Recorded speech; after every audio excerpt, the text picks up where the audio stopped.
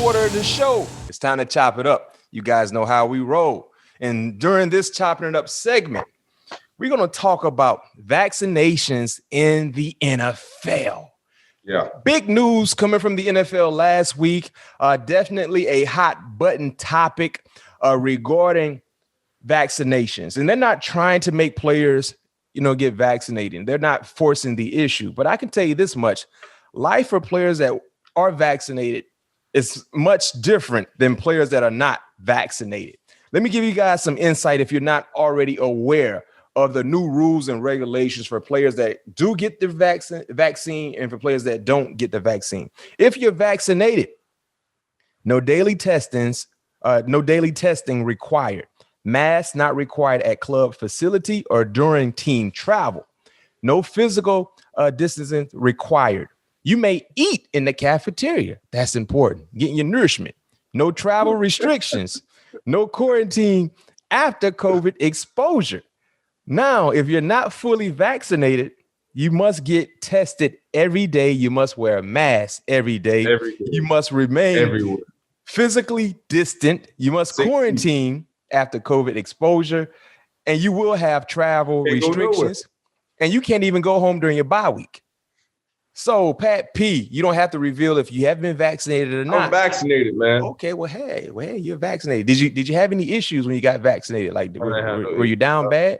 I was perfectly fine, man. I felt. Oh, you were normal. Yeah, normal, man. Okay, so let me ask you this question, Pat P.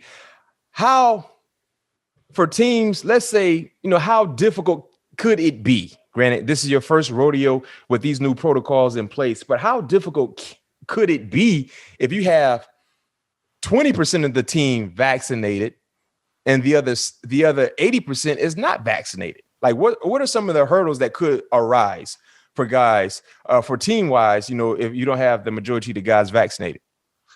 I just feel like, if you're not vaccinated, like you said, you're just living in a different world, first and foremost.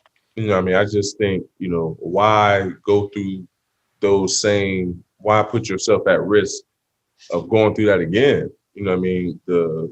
Everybody have their different views on the COVID, right? On the shot, no matter which brand it is, everybody have their different views. But at the end of the day, if we're all in this and trying to win a championship, and if it's a very small percentage of, those shots affecting people, why not put yourself in the best position possible to win a championship? If that's what you have a desire of doing. Because, for me, I hate wearing the mask, honestly, although I feel like this was one of my healthiest years, in my NFL career, as far as, seasonal sinuses or just getting a normal cold by wearing the mask. But at the end of the day, that stuff is, it's hard to breathe. You just feel very disoriented, by having it on. So, and if you do have the shots, almost can have a free life all over again. So to me, I got, a greater risk of not passing it on to my family members. Two, I can be normal again. I don't have to wear the mask. I don't have to worry about getting tested every day, because that's a hassle too. That changes, everything. Say for instance, you running late one day. You still got to get tested before you run in the building. If you're going to run late one of those days out of that long season that we plan on having. So for me personally, I'd rather just nip all that in the bud, get tested so I can get back to a normal schedule program. Yeah. And Coach Zimmer weighed in on this topic as well. Your new head coach, Mike Zimmer, the unvaccinated players are going to have a harder time in the season. They're going to be wearing masks. They're going to have to social distance. They'll have daily testings. They won't be able to go home for the bye week. They have to come back here and test every day. When we go on the road, they won't be able to go out to dinner with anybody. They have to travel on different buses. Wow, I didn't know that. They'll have to travel on different buses, travel on planes differently. A lot of the meetings will be virtual like this. Wow. So there's a different life for players that will not be vaccinated, travel on different buses. So it's almost like you're not necessarily 100% part of the team. Yeah. And also, too, when you talk about the chemistry I mean, that's the thing too you have to worry about. And I tell people this all the time. Championship teams that win championships, they're not necessarily always the best team, but they're the healthiest team. They were the luckiest team. And when you talk about this upcoming NFL team, upcoming NFL season, I'm sorry. One thing you better believe, the healthiest team will get to the championship, and the team that has the least to worry about regarding COVID will get to the championship as well. And play everything else, definitely, that plays a big part. But you got to be healthy when it comes to trying to get the champ. Look at the NBA. I mean, heck, if Brooklyn was healthy, it's safe to say, we all would agree that they would have had a legit shot, a legit chance to get to a championship. So hopefully, everyone, feels comfortable, because I know Cole Beasley spoke out and said he's not taking the vaccine. You know what I mean? He's a major contributor to their offense. And like you said, what happens if something he gets get around someone who's been exposed to the virus? Now he has to sit back. What if it's a big divisional ball game? He can't play. What if some of the other wide receivers don't get vaccinated as well? They can't play. Now you go in a game against the Patriots or the Dolphins shorthanded, and regardless, a loss is going to be a loss, regardless of who's not suited up or not. So this is something we definitely need to weigh in and continue to monitor. But it seems like there are a lot of Viking players that are, buying into whatever they need to do to be where they need to be. So that's a good sign for your new team as well. As you stated, you've been vaccinated. You feel pretty good. No issues, so that's a plus. So we got to continue to pay attention to this situation with the NFL. Now it's time for SKOL Check-In. I like how that sounds. SKOL Check-In. Check-In. Viking fans love this part of the show, and we love you guys for supporting what we do and support our very own Pat P. And talking about support, man, y'all make sure y'all go get Pat P's jersey. It's out right now. I got mine in the background, hanging in the background. Y'all go get that Pat P number 7. That white one is smooth. That white, boy. If y'all can come out of that all white top, white bottom, that might be real decent. Yeah. All white socks showing no purple. I like that. But yeah, Pat P jersey is available now. Y'all make sure y'all go support my guy. And heck, man, who knows, man? Y'all might get it signed one day. He might go ahead and sign that number 7 one day for you guys. It's out right now in stores. Make sure you go get his jersey. But before we get into the thick of things, you guys just had minicamp. We definitely want to talk about something that just happened. Vikings rookie defensive tackle Jalen Twyman is expected to make a full recovery after being shot 4 times. His agent, Drew Rosenhaus, informed Adam Schefter, and the Vikings have been informed as well. Twyman's gunshot wounds were described by Rosenhaus as superficial exit wounds. They were sustained inside a vehicle while he was visiting his aunt in Washington, D.C. The x-rays were all negative. He won't need any surgery. Twyman simply was just at the wrong place at the wrong time. And talking to him today, he's going to be okay. That's all that matters, Rosenhaus said via Adam Schefter. We're thankful he's okay. He will make a full recovery. Some devastating news, number one, to hear a player go through that. But the positive, it sounds like he will be okay and he will be able to continue his career on and off the football field. And, the rookies were just with you guys last week. You know what I mean? And I know you don't necessarily, you didn't get a chance to really know Jalen that much, but he's a part of the defense. And you said instantly when you saw his face, you knew exactly who it was. So clearly he did something to stick out to you. But what are your thoughts hearing this about one of your new teammates with the Vikings?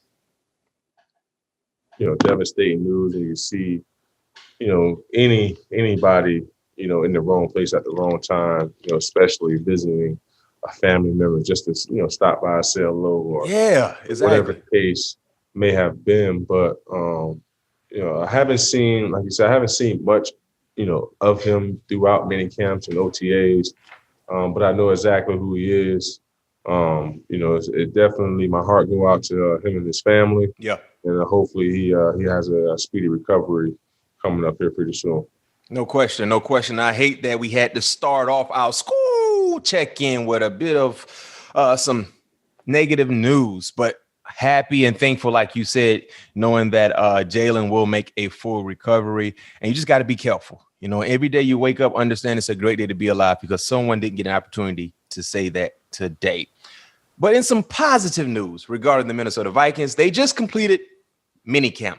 Number one, the first positive to come from minicamp, no injuries. Everyone was doing what they're supposed to do. They got a chance to get on the grass, move around, make some plays, communicate, get off the grass, scot-free, no injuries. That's a plus. The second big time plus, one of your big contributors on the defensive end, a guy that everyone was hoping to see show up at minicamp, Danielle Hunter. He was there. He agrees to restructure his deal. Having a guy like Hunter back in the lineup, Pat P, he's an LSU alum as well. You're older than him. You get a chance to play with him at LSU, but seeing what he's been able to do in the National Football League, especially the last 2 seasons. He's a first-team All-Pro in 2019, second-team All-Pro in 2018. The last 2 seasons, he's combined for 29 sacks, the youngest player to ever reach 50 sacks. He's happy. He has new money. He's healthy, most importantly. How huge was it to see Danielle Hunter right back on the field with you guys last week during minicamp? Man, it was great to see Danielle back, looking better than ever. You know, it's my first opportunity to seeing him, you know, not up in person. We played him a couple times up until this point. The preseason, I think we played him in 2018, if I'm not mistaken, and 19 preseason as well. But to see him up in person is definitely he looks like Javon Curse a little bit, as far as his body stature, how cut up he is, and how freakish of an athlete that he is, and the body structure that he has is definitely a pleasure to be on his side now, watching him rush that pass and making my job a lot easier to defend passes. So, like you said, the minicamp OTAs, the energy's been great, the vibe's been great, continuity has been there. Now it's just going to be on us on staying healthy and going out there putting in the work. And putting in the work, you guys made another addition to your defense. You know, a few weeks ago, we talked about Breland being added to the secondary. You brought in another savvy vet, 2013 first-round draft pick, defensive rookie of the year, who previously played with the Vikings in 2018, Sheldon Richardson. He's now a part of the team as well. Just talk about what he brings to the table. Another experienced guy that has been known to be a difference maker at certain points in his career. You add him to the defensive front. You know, what are your thoughts about that addition as well? Because like you said, when they put pressure on the quarterbacks, that make your job easy. Yeah. Easier, to say the least. You know what I mean? Right. And when you're able to do that, that's when you get passes thrown directly at you. So hearing the news that you guys added Sheldon Richardson, what does that mean to you, Pat Pete? Man, you know as well as anybody, Mac, in this league, you can't have enough corners and you can't have enough defensive line. Agreed. You have to have people that can cover receiving. You have to be able to have guys that's able to make the quarterback life a living hell. And I believe we have that chemistry. We have that formula per se. So, you know, Sheldon, it was a great pickup for us. Add nothing but depth to this defensive line, style that we already have. And it's a great, it's a edge and up the middle as well. So, you know, the table is made for us. Now it's our turn to go out there and feast. Hey, I'm gonna tell you this much. I'm looking at the defensive depth chart right now. You got Hunter, you got Michael Pierce, Dalvin, DJ, you got Nick, you got Eric Kendricks, Barr, Dantzler, Harrison Smith, Xavier Woods, Pat Peterson. Now listen, that's the starting lineup right there.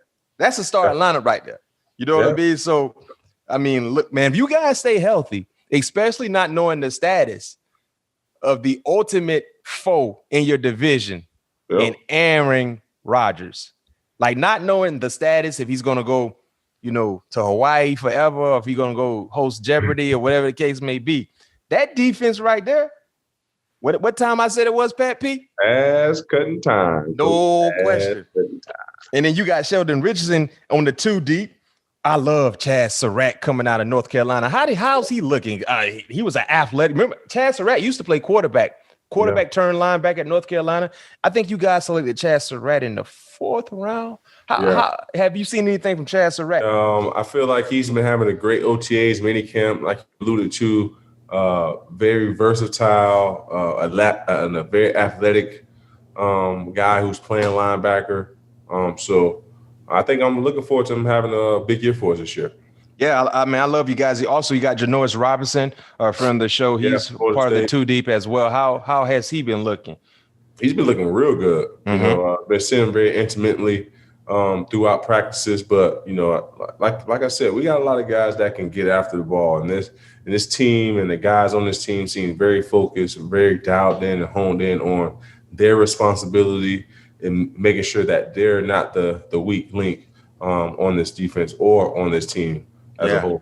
I love it. I mean, on paper, that defense look real good, and we know what your offense have. You know what I mean? When you look at the stars on the offensive end, so this could be a special year for the Vikings. Let's throw that out in the universe and allow that to manifest and allow these guys to put in work. Because I am a Viking fan right now. So if the Vikings get to the Super Bowl, I don't have no hard feelings. I would be there in La La Land. Yes, sir. With my number 7, and make sure y'all go get that number 7. I'm gonna get the white one for you. Get that 7, get the white one. Y'all make sure y'all get the Vikings gear. It's gonna be a fun season. Y'all, and right now the train, they got room on the train. So when the train get to rolling, don't try to jump on there. It might be a little too late. It's gonna be a fun year. Now it's time to transition to Has Pat Heard. But before we get to Has Pat Heard, guys, make sure you stay tuned with us, because after halftime, New York Giants fans, you don't want to miss this outstanding conversation we have for you guys involving Xavier McKinney. He has a lot to say about his career so far, the expectations for the New York Giants, and Daniel Jones. So stay tuned with us. But before we get to halftime, Has Pat Heard? Pat's record so far, out of 62 questions, he's gotten 41 correct, 66%. He's shooting better than Ben Simmons at the free throw line. Dang, Eric, I'm sorry. I didn't mean to say that. I can miss half of that and still be better. Well, yeah, I'm sorry. Our producer, Eric, he loves Ben Simmons to death, and it's been a tough day for him. 24 hours. It's going to be a tough offseason for him, but it is what it is. But Pat P didn't have a good week last week. He was 1 of 3. Out of 3 questions, he got 1 correct. So let's see what he has for us today. We've been getting big time questions from our listeners and our viewers because they love this part of the show, and they try to stomp Pat P. First question for you. Who will be on the cover of Madden 22?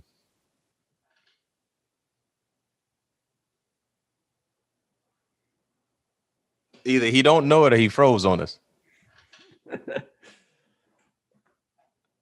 I think it's both. Yeah. You could probably hear us though. Yeah, he is. He's thinking too. He might be looking it up on Google. We got to check him out. Dang, it was so much better for the second part there. I'm here. Oh, you here? You back? He back. Tom Brady, Pat Mahomes. Dang. We got to go to the committee. That freeze might have gave him an opportunity to look it up. We don't know. What froze, man? Eric is the producer. What froze? What you talking about? Huh? You froze on us. Hey, I don't know what you're talking about, Jack. Yeah. Okay. Tom Brady, Pat Mahomes. There's an asterisk on that one. But okay, we'll give you that one. Next question for you then. Since you're feeling good and you just stole one on us, which NFL player will be a growth and engagement advisor for NASCAR? Ooh. Mm-hmm. Froze again. No, you ain't. We see. We see your eyes blinking. Damn, I don't know that one. Alvin Kamara. He'll be a growth. Yes. Just recently, announced. I think a day or so ago. Growth and engagement advisor. I don't know what that role is, but he will be working with NASCAR. Said he got his own office and his own key card. Next question for you. John Rahm, friend of the show. We had John Rahm during the football season. If you guys missed that episode, it's definitely in your feed. We actually had John Rahm freestyle, not freestyle, but rap some Kendrick Lamar. Yep. That's his favorite rapper, if I'm not mistaken. So check that episode out. But he captured his first major by winning the U.S. Open. Pat P, you better know this one. What did he finish in the tournament? What place? Like what did he shoot, or what did he shoot for the day? Like what question we need to be answered? Okay, I'm sorry. You want to get technical. Where did he? Okay, what place did he finish? He finished first. He shot four. What was the final score? What was his final? 6 under. Okay. And he was 4 under on the day. Okay. Well, you got okay. So that listen, you got now I'm not gonna say 2 right. Yeah, you got 1.5 right because that Madden question you froze on us. We don't know where you went.